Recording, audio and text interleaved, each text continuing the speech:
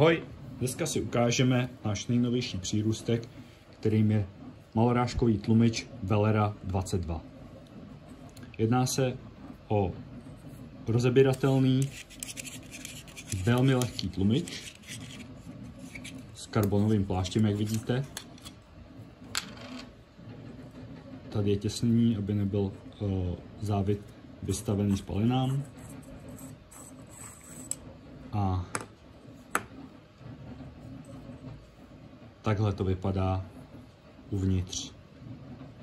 Konstrukce je velmi jednoduchá, tudíž není náročná na údržbu a čištění.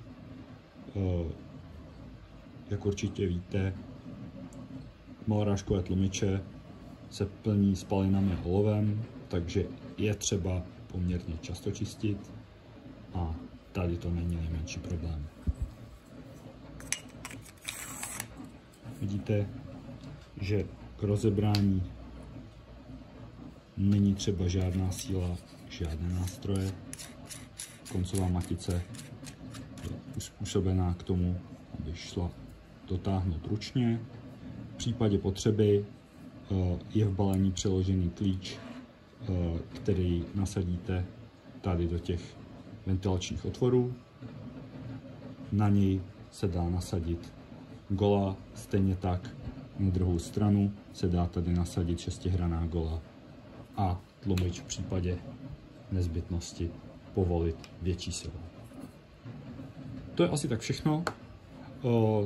Nezbývá než říct, že krom 22 Long Rifle je tlumič vhodný i pro střelbu 22 VMR a není problém solidně utlumit třeba i 17 HMR, se kterou má spousta 22kových tlumičů už problém.